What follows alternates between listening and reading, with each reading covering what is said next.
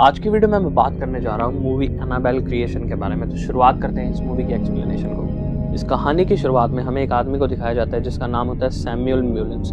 और सैमुअल अपनी वर्कशॉप में एक डॉल बना रहा होता है क्योंकि वो एक टॉय कंपनी का मालिक होता है। तभी सैमुअल को अपने वर्कशॉप के दरवाजे पर एक चिट मिलती है जिस पर लिखा होता है फाइंड मी, यानी कि मुझे ढूंढो। तब सैमुअल अपने घर पर आ जाते हैं और वहाँ पर उन्हें एक और चिट मिलती है जिस पर लिखा होता है क्लोजर, यानी और पास। तब सैमुअल उस चिट पर लिख देते हैं फाउंड यू, यानी तुम्हें ढूंढ लिया। तब वहाँ पर एक छोटी बच्ची आती है और वो उस चिट को जब खोल कर देखती है तो उसमें लिखा होता है फाउंड यू, यानी तुम्हें ढूंढ लिया। तब सैमुअल्स पीछे से आ जाते हैं और उस लड़की के साथ खेलने लग जाते हैं और ये होती है सैमुअल्स की बेटी जिसका नाम होता है एनाबेल। अगले दिन सैमुअल्स अपनी फैमिली के साथ चर्च जाते हैं और चर्च से वापस आते वक्त रास्ते में सैमुअल्स की कार का टायर पंक्चर हो जाता है जिसे वो वहाँ पर ठीक कर रहे होते हैं। तब सैमुअल्स उस टायर को निकालते हैं चेंज करने के लिए, लेकिन जो उस टायर का एक बोल्ट होता है वो सड़क के बीचों बीच जाकर गिर जाता है जिसे एनाबेल उठाने चली जाती है। लेकिन तभी वहाँ से एक बहुत ही तेज कार आ रही होती है जिसकी एनाबेल के साथ टक्कर हो जाती है और यहाँ पर एक बहुत ही भयानक एक्सीडेंट हो जाता है जिसके कारण एनाबेल की मृत्यु हो जाती है। तब कहानी दिखाई जाती है 12 साल बाद की, जहाँ पर चर्च से 6 अनाथ लड़कियां और एक नन सैमुअल के घर पर रहने आ जाती हैं।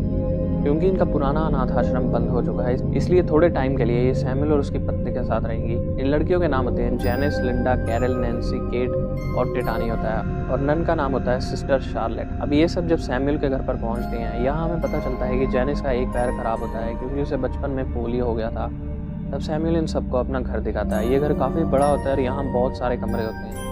सैमुअल्स कहता है कि मैं और मेरी पत्नी नीचे वाले फ्लोर पर सोएंगे और बाकी सभी लड़कियां ऊपर वाले बेडरूम्स में सोएंगी। इस पर शार्लेट सिस्टर कहती है कि क्या मैं और जेनिस नीचे सो सकते हैं क्योंकि जेनिस ठीक से चल नहीं सकती। सैमुअल इस पर अपनी सीढ़ियों के पास लगे एक बटन को दबाता है, इससे सीढ़ियों पर लगी एक चेयर नीचे आती है और सैमुअल जेनिस को उस चेयर के ऊपर बैठने को कहता है और चेयर पर जो बटन लगा होता है वो दबाते ही जेनिस ऊपर जाने लग जाती है। सैमुअल उन्हें बताता है कि ये चेयर उसने अपनी वाइफ के लिए बनवाई थी। अब जेनिस ऊपर वाले फ्लोर पर पहुंच जाती है और ऊपर जेनिस को एक अजीब सी आहट महसूस होती है और तब बाकी सभी लड़कियां भी ऊपर आ जाती हैं। सभी लड़कियों के साथ तो जेनिस की इतनी बात नहीं होती, लेकिन जो उसकी बेस्ट फ्रेंड होती है लिंडा, उसके साथ उसकी काफ़ी बात होती है। तब सिस्टर कहती है कि बाकी सब लड़कियां तो यहीं पर सोएंगी, लेकिन जेनिस और लिंडा को दूसरे कमरे में सोने को कहती है। लेकिन जेनिस और लिंडा कहती है कि हम भी बाकी सभी लड़कियों के साथ सोना चाहती हैं, लेकिन सिस्टर के बार बार इंसिस्ट करने पर उनके पास और कोई रास्ता नहीं होता, इसलिए उन्हें दूसरे कमरे में सोने जाना पड़ता है। जब जेनिस उस कमरे से बाहर आती है तो वो देखती है एनाबेल के कमरे को जिसके दरवाजे के बाहर हाइट मार्क्स लगे होते हैं और वो उस कमरे को खोलने जा रही होती है। लेकिन तभी वहाँ पर सैमुअल्स आ जाता है और वो उन्हें कहता है कि चाहे कुछ भी हो जाए इस दरवाजे को बिल्कुल नहीं खोलना। ये कमरा एनाबेल का था इसलिए इस वक्त कोई भी नहीं खोलेगा। अगले दिन लिंडा बाकी सब लड़कियों के साथ नीचे खेलने चली जाती है, लेकिन जेनिस उन लड़कियों के साथ खेलने नहीं जा पाती, इसलिए वो अपने ऊपर कमरे में होती है और इन सबको नीचे देख रही होती है। लेकिन तभी हमें जेनिस के पीछे एक साया दिखाया जाता है जो कि उसी की तरफ बढ़ रहा होता है। लेकिन जैसे ही जेनिस पलट के देखती है तो वहाँ पर कोई भी नहीं होता। ये साया काफ़ी हद तक म्यूलिन्स की बेटी एनाबेल जैसा दिख रहा होता है। और उसी दिन रात को जब सारे खाना खाने के बाद अपने कमरों में आ जाते हैं, जब जेनिस अपने कमरे में आकर सो रही होती है तो उसे नींद नहीं आ रही होती, जिसके कारण वो उठ जाती है और वो अपने कमरे के दरवाजे की तरफ देखती है तो उसके नीचे से एक चिट निकलती है और उसमें लिखा होता है फाइंड मी। और ये वही खेल है जो सैमुअल्स की बेटी एनाबेल, जिसका असली नाम बी होता है, कई साल पहले अपने फादर के साथ खेला करती थी। तब जेनिस अपने कमरे से बाहर आ जाती है और जो एनाबेल का कमरा होता है उसके नीचे से एक और चिट निकलती है और उसमें भी यही लिखा होता है कि फाइंड मी। और उस कमरे का दरवाज़ा भी अपने आप खुल जाता है। जब जेनिस उस कमरे के अंदर चली जाती है जहाँ पर एक लॉकर के अंदर एक डॉल पड़ी होती है जो कि जेनिस को बहुत ही खूबसूरत लगती है। जेनिस उसी कमरे में लॉकर की चाबी ढूंढ लेती है और लॉकर को खोल देती है, लेकिन वो डॉल को नहीं उठाती, सिर्फ उसे देखती है और वहाँ से जाने वाली होती है। लेकिन जैसे ही वो लॉकर को बंद करके दोबारा से जा रही होती है, लॉकर का दरवाज़ा अपने आप खुल जाता है और फिर जेनिस दोबारा से लॉकर को बंद करती है और वहाँ से जाने वाली होती है। लेकिन तब दोबारा से लॉकर का दरवाज़ा अपने आप खुल जाता है और जेनिस को अब ऐसा लगता है कि शायद ये डॉल उसी की तरफ देख रही है। तब जेनिस उस डॉल के ऊपर एक कपड़ा देती थी और खिड़की के पास चली जाती है, जहाँ पर मुलिन्स भी उसे देख लेते हैं। मुलिन्स ऊपर की तरफ आने लग जाते हैं, लेकिन तभी उस कमरे में दिखाया जाता है जिस डॉल के ऊपर जेनिस ने वो कपड़ा दिया था, तब उस कपड़े के अंदर कोई आकृति आती है जो कि उस कमरे से बाहर आने लग जाती है और वो आकृति एक लड़की की तरह दिख रही होती है। जब जेनिस पलट कर देखती है तो वो लड़की उसी की तरफ आ रही होती है और धीरे धीरे करके जो कपड़ा उसने उस डॉल के ऊपर दिया होता है जो अब इस आकृति के ऊपर है, वो धीरे धीरे नीचे उतर आता है। जैसे देखकर जेनिस घबरा जाती है और आगे की तरफ भागने लग जाती है। तब वो कपड़ा पूरी तरह से नीचे गिर जाता है। वो देखती है कि वहाँ पर कोई भी नहीं होता और ये देखकर जेनिस को कुछ अजीब लगता है, लेकिन तब वो अपने कमरे में चली जाती है और तब वहाँ पर मुलिन्स भी आ जाते हैं। जेनिस मुलिन्स को देखकर उनसे कोई बात नहीं करती और मुलिन्स भी उससे कुछ नहीं पूछते और वहाँ से चुपचाप चले जाते हैं। अगले दिन जेनिस सिस्टर शार्लेट के पास कन्फेशन करने गई होती है कि उससे एक गलती हुई है। वो उस कमरे में चली गई थी जिस पर जाने से मुलिन्स ने उन्हें मना किया था, और वो सिस्टर शार्लेट को ये भी बता देती है कि जो जो उस कमरे में उसके साथ हुआ था। लेकिन सिस्टर शार्लेट उसकी बातों पर विश्वास नहीं कर रही होती। वो सिर्फ यही सोच रही होती है कि शायद वो गलती ना मानने के लिए जेनिस बहाने बना रही है। और बाहर दिखाया जाता है कि लड़कियां हाइड एंड सीक खेल रही होती हैं, जिसमें जो लड़की होती है लिंडा, वो सीढ़ियों के नीचे बने एक कमरे में जाकर छुप जाती है। और हमें दिखाया जाता है कि उस कमरे के अंदर वही डॉल पड़ी है जो कि रात को जेनिस को दिखी थी, जिसके पीछे लिंडा को एक साया भी दिखाई देता है, और वो साया लिंडा के ऊपर हमला कर देता है, जिसके कारण लिंडा उस कमरे से बाहर गिर जाती है। दूसरी तरफ बाकी सभी लड़कियां घर के पास बने मुलिन्स के वर्कशॉप में जाती हैं, जहां पर उन्हें एक स्केयर क्रो दिखता है। कैरल और नैन्सी उस स्केयर क्रो से खेलने लग जाती हैं और वहां से वो चली जाती हैं घर की तरफ। अब रात हो जाती है और हमें मिस्टर मुलिन्स और सिस्टर शार्लेट दिखाए जाते हैं। मिस्टर मुलिन्स यहाँ सिस्टर शार्लेट की एक तस्वीर देखते हैं। सिस्टर मुलिन्स को बताती है कि ये तस्वीर 1952 में रोमेनिया में ली गई थी। इस फोटो में सिस्टर के अलावा 3 और नन्स होती हैं। सिस्टर मुलिन्स को इन सभी नन्स का नाम बताती हैं। तभी मुलिन्स की नज़र इस फोटो में दिख रही एक और नन पर जाती है, जो कि वेलेक नन होती है, जो कि कंजरिंग 2 में मेन इवल स्पिरिट थी।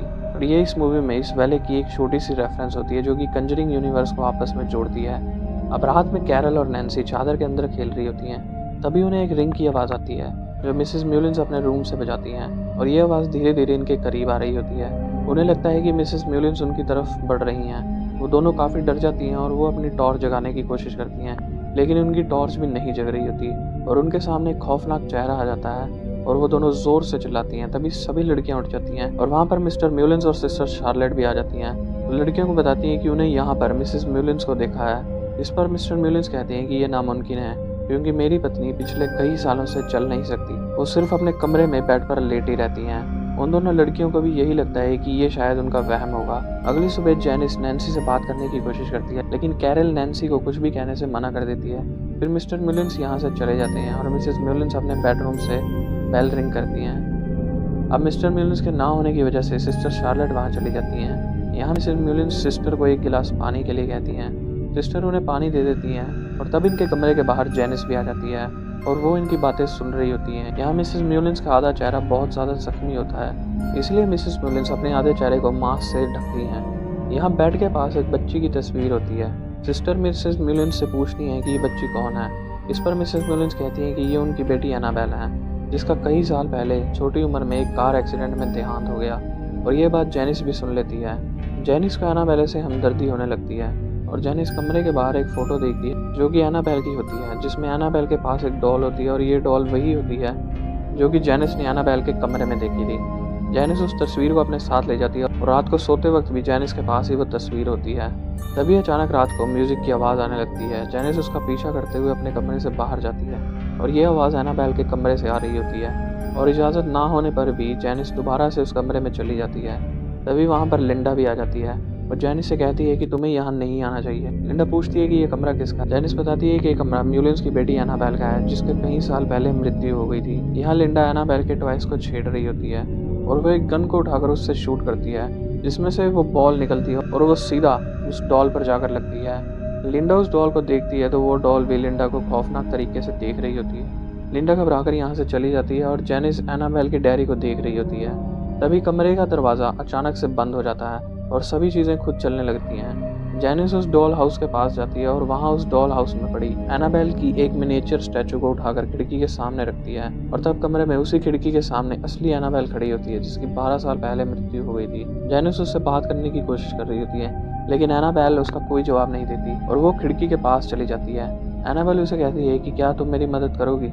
जेनिस कहती है तुम्हें क्या चाहिए, लेकिन तभी अचानक एनाबेल पलटती है और उसका चेहरा बहुत ही ज़्यादा डरावना लग रहा होता है और वो उससे कहती है कि मुझे तुम्हारी आत्मा चाहिए, जिससे कि जेनिस बहुत ही ज़्यादा घबरा जाती है और उस कमरे से बाहर निकल जाती है।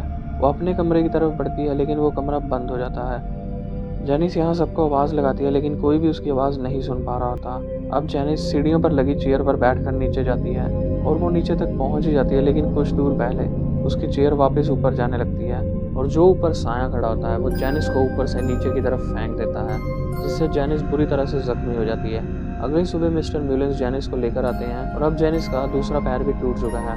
वो व्हील चेयर पर आ गई है। वो कमरे में आकर सिस्टर शार्लेट को बताती है कि वो रात को ऊपर से नहीं गिरी थी, बल्कि किसी ने उसको नीचे फेंका था। इस पर सिस्टर शार्लेट पूरी तरह से हैरान हो जाती है। जेनिस उन्हें कहती है कि इस घर में कोई बुरी शक्ति है जो कि उसकी आत्मा लेना चाहती है, क्योंकि बुरी शक्ति कमज़ोर लोगों पर हमला करती है।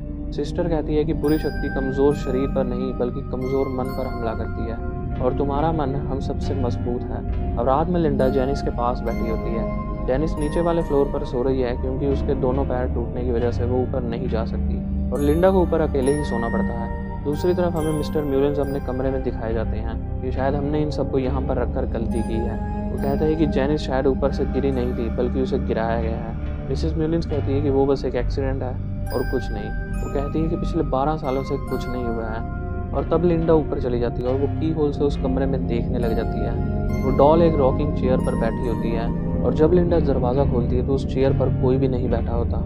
लिंडा अपने कमरे में चली जाती है और वो दोबारा से उस गन से शूट करती है, और तब वो उस बॉल को वापस खींच रही होती है, लेकिन तभी उस बॉल को कोई पकड़ लेता है, और तब दूसरी तरफ से लिंडा को कोई खींचने लग जाता है। तब लिंडा डर जाती है और वो उस गन को छोड़ देती है और डर के मारे अपने बेड पर लेट जाती है। तब वो देखती है कि उसके कमरे में किसी के पैरों के निशान हैं, और जब वो सामने की तरफ देखती है जो कि जहाँ पर जेनिस का बेड है, तो वहाँ पर वही डॉल पड़ी होती है और वो डॉल उसी की तरफ देख रही होती है। और तभी वहाँ पर एक साया दिखाया जाता है जिसका हाथ उस डॉल की तरफ बढ़ता है और वो उसे अपने साथ ले जाता है। अगली सुबह जेनिस को सिस्टर घर से बाहर लेकर आती है। वो कहती है कि तुम्हें यहाँ अच्छा लगेगा। तभी मिसेस म्यूलेंस रूम से रिंग बेल करती हैं और सिस्टर यहाँ से चली जाती है, और यहाँ जेनिस की व्हील चेयर को एक झटका लगता है। वो पीछे मुड़कर देखती है तो वहाँ कोई नहीं होता, लेकिन तभी उसके सामने जो वर्कशॉप होती है उसका दरवाज़ा अपने आप खुल जाता है, जिसके बाद जेनिस की व्हील चेयर को पीछे से एक साया धक्का मारने लग जाता है, जो कि काफ़ी हद तक सिस्टर की तरह दिख रहा होता है, लेकिन हमें उसका चेहरा नहीं दिखाया जा रहा होता। जेनिस जब उसके हाथों की तरफ देखती है तो वो इंसानी हाथ नहीं होते, जिसे देखकर जेनिस मदद के लिए चिल्लाने लगती है, लेकिन कोई भी उसकी आवाज़ नहीं सुन पा रहा होता। वो साया जेनिस को वर्कशॉप के अंदर फेंक देता है। जेनिस दरवाजे की तरफ बढ़ रही होती है, लेकिन दरवाज़ा बंद हो जाता है। वर्कशॉप में एक लड़की का प्लेटफॉर्म होता है जिसके नीचे जेनिस छुप जाती है, और तभी वहाँ पर मिस्टर म्यूलेंस की बेटी एनाबेल दिखती है, जो कि जेनिस के ऊपर हमला कर देती है, और उसे पकड़कर जो उसके चेहरे पर खून लगा होता है वो जेनिस के चेहरे पर लगा देती है, और जेनिस जोर से चिल्लाती है, और इस पर जेनिस की आवाज़ सिस्टर सुन लेती है और वो लिंडा के साथ वर्कशॉप में आ जाती है। जब वो अंदर आते हैं तो वो देखते हैं कि जेनिस अपनी व्हील चेयर पर बैठी होती है और उसके चेहरे पर कोई भी डर नहीं होता, जैसे कुछ हुआ ही नहीं। और ये देखकर हमें पता लगता है कि जो एनाबेल की आत्मा अभी जेनिस ने देखी थी, उसने अब जेनिस के शरीर के ऊपर कब्जा कर लिया है, इसलिए जेनिस का कोई भी एक्सप्रेशन नहीं होता इतनी ज़ोर से चिल्लाने के बाद भी। तब दिखाया जाता है कि लिंडा घर के बाहर अकेली बैठी होती है और वो बहुत परेशान होती है। फिर वहीं पर मिस्टर म्यूलेंस आते हैं और वो लिंडा से पूछते हैं कि तुम इतनी परेशान क्यों हो। लिंडा कहती है कि जेनिस को आपकी बेटी दिखती है, वो उसके कमरे में गई थी जहाँ उसे एनाबेल की डॉल भी मिली थी। ये सुनकर मिस्टर म्यूलेंस काफ़ी हैरान हो जाते हैं।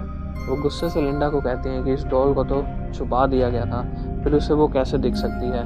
इसके बाद वो अंदर जाते हैं। वहाँ डाइनिंग रूम में चेयर पे वही डॉल बैठी होती है जिसे जेनिस ने एनाबेल के कमरे में देखा है। वहाँ पर मिस्टर म्यूलेंस को एक चिट मिलती है जिसमें लिखा होता है फाउंड यू। अब यहाँ पर जेनिस भी आ जाती है जो कि चल नहीं सकती, लेकिन तब उसके दोनों पैर ठीक होते हैं और वो चल सकती है। मिस्टर म्यूलेंस जेनिस को यहाँ से चले जाने को कहते हैं, लेकिन देखते ही देखते जेनिस एक शैतान में बदल जाती है, और जो मिस्टर म्यूलेंस के हाथ में क्रॉस होता है वो जैसे ही जेनिस को दिखा रही होती हैं, तभी जेनिस एक एक करके उनके हाथ की उंगलियां तोड़ने लग जाती है, और तब मिस्टर म्यूलेंस की सभी उंगलियां टूट जाती हैं, और तब जो शैतान जेनिस के ऊपर हावी है वो मिस्टर म्यूलेंस को मार देता है। अब जेनिस जब रात को सो रही होती है तो उसके पास लिंडा आती है और वो देखती है जेनिस उस डॉल को पकड़कर सो रही होती है जिसे उसने एनाबेल के कमरे में देखा था। लिंडा उस डॉल को उठा लेती है और उसको फेंकने के लिए घर से बाहर चली जाती है। यहाँ सिस्टर भी उसे देख लेती है और वो उसके पीछे चली जाती है। लिंडा एक कुएं के पास जाती है और वो डॉल को कुएं में फेंक देती है। तभी यहाँ पर सिस्टर शार्लेट भी आ जाती है और वो लिंडा से पूछती हैं कि तुम यहाँ क्या कर रही हो। लिंडा कहती है कि इस डॉल ने मिस्टर म्यूलेंस को मारा है और जेनिस को बदला है। सिस्टर शार्लेट कहती है कि ठीक है अब वापस चलो। तभी लिंडा वापस कुएं में देखने जाती है और उसे पानी में डॉल के गिरने की आवाज़ नहीं आती, और जैसे ही लिंडा कुएं के अंदर देखती है तो वहाँ से 2 हाथ निकलते हैं जो लिंडा को कुएं के अंदर की तरफ खींच रहे होते हैं, लेकिन तभी सिस्टर यहाँ आकर लिंडा को पकड़ लेती है और बाहर खींच लेती है, और तब वो उस कुएं को ढक जाते हैं और वहाँ से चले जाते हैं। तभी लिंडा जेनिस के पास आती है और वो उसे कहती है कि मैंने उस डॉल को फेंक दिया, और तब वो जेनिस के ऊपर से वो चादर हटाती है और देखती है कि वहाँ पर जेनिस नहीं बल्कि वो डॉल पड़ी होती है। तब सिस्टर सभी लड़कियों को जेनिस को ढूंढने को कहती है और वो डॉल को लेकर मिस्टर म्यूलेंस के पास जाती है और वो उनसे जाकर पूछती है कि यहाँ पर हो क्या रहा है। मिसेस म्यूलिन्स बताती हैं कि आज से 12 साल पहले जब हमारी बेटी की एक्सीडेंट में मृत्यु हो गई थी, तो हमने उन शक्तियों से मदद मांगी थी जो हमें हमारी बेटी से मिलवा सकते थे, उससे बात करवा सकते थे, ताकि हम उसे घर में वापस ला सकें। शुरुआत में सिर्फ हमें उसका एहसास हुआ करता था, लेकिन बाद में हमें जाकर एक चिट मिली जिसमें एनाबेल ने हमसे पूछा हुआ था कि क्या वो इस डॉल के अंदर जा सकती है, और हमने उसे उसके अंदर जाने की इजाज़त दी थी, जिससे वो और शक्तिशाली हो गई और अब वो हमें दिखने भी लग गई। हालांकि हम उसे छू नहीं सकते थे, गले नहीं लगा सकते थे, पर वो हमेशा हमारे आसपास ही रहती थी। लेकिन एक दिन जब मैंने उसे मिरर में देखा तो मुझे पता लगा कि वो हमारी बेटी नहीं थी, बल्कि वो एक शैतान था जो हमें धोखा दे रहा था। और जब मैंने एक दिन उसके सामने क्रॉस लेकर गई तो वो शैतान अपने असली रूप में आ गया और उसने मुझ पर हमला किया, जिससे मेरी एक आंख खराब हो गई और ना मैं चलने के लायक रही। इसके बाद सैमुअल ने चर्च से मदद मांगी और हमने उस डॉल को एक लॉकर में रखकर चारों तरफ बाइबल के पन्ने चिपका दिए और उस डॉल को, जिसमें शैतान का वास था, उस लॉकर में हमेशा के लिए बंद कर दिया। ऐसे ही 12 साल बीत गए और 12 सालों में कुछ भी ना होने की वजह से हमें लगा कि शैतान यहाँ से चला गया। इसलिए हमने अपने पापों का प्रायश्चित करने के लिए अपने घर में अनाथ लड़कियों को रहने के लिए बुला लिया, पर शायद वह शैतान यही चाहता था और अब एक बार फिर वो शैतान आज़ाद हो चुका है। दरअसल जेनिस ने जब उस लॉकर को सबसे पहले खोला था, उसी वक्त वो शैतान आज़ाद हो गया था और अब वो शैतान जेनिस के शरीर में है। और दूसरी तरफ हमें ये दिखाया जाता है कि सभी लड़कियां जेनिस के पास पहुंच जाती हैं और यहाँ पर जेनिस अपने दोनों पैरों पर खड़ी हो जाती है और वो चाकू से इन पर हमला करती हैं। सभी लड़कियां नीचे भागती हैं, लेकिन लिंडा और टियाना यहीं पर फंस जाती हैं।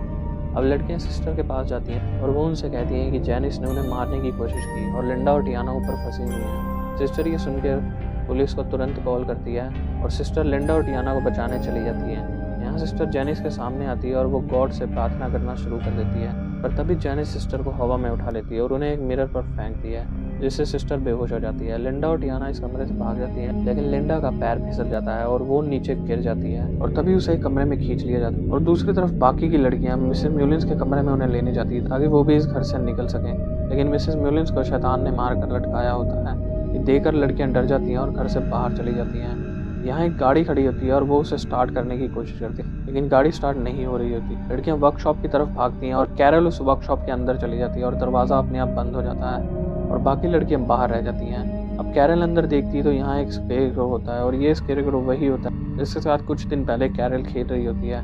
वो स्केरक्रो खड़ा हो जाता है और एक शैतान में बदल जाता है और वो धीरे धीरे कैरल की तरफ बढ़ रहा होता है और वो शैतान एक एक करके वर्कशॉप की सभी लाइट्स भी तोड़ रहा होता है और आखिरी लाइट टूटने से पहले कैरल उस लाइट को पकड़ लेती है, लेकिन तभी स्केरक्रो उस पर हमला कर देता है और इससे पहले कि वो कैरल को मारता, नैन्सी एक छोटी विंडो खोल देती है और कैरल को वर्कशॉप से बाहर निकाल लेती है। वहीं दूसरी तरफ लिंडा को दिखाया जाता है जो कि एक कमरे में होती है। लिंडा दरवाज़ा बंद कर लेती है, लेकिन जेनिस उस दरवाजे को बहुत ज़ोर से खटका रही होती है। लिंडा को समझ नहीं आ रहा होता कि वो क्या करे। तभी वो विंडो से एक लिफ्ट को देखती है। लिंडा उस लिफ्ट में बैठ जाती है और वो उस लिफ्ट को नीचे करने लगती है। वो लिफ्ट मिसेस म्यूलिन्स के कमरे में खुलती है। अब लिंडा भी मिसेस म्यूलिन्स के कमरे में पहुंच जाती है और यहाँ लाइट नहीं होती। लिंडा टॉर्च जगाती है और उसकी नज़र मिसेस म्यूलिन्स की लाश पर जाती है और तभी मिसेस म्यूलिन्स की लाश उठ जाती है और वो उस पर हमला कर देती है। लिंडा वापस और लिफ्ट में बैठ जाती है और लिफ्ट ऊपर की तरफ जाने लग जाती है, लेकिन शैतान उस लिफ्ट को नीचे की तरफ खींच रहा होता है। लिंडा लिफ्ट की रस्सी को पकड़ लेती है और लिफ्ट के नीचे जाने पर लिंडा वापस ऊपर वाले फ्लोर पर आ जाती है। अब वो सीढ़ियों की तरफ जाती है और वो देखती है कि नीचे जेनिस उसकी डॉल पर चाकू मार रही होती है।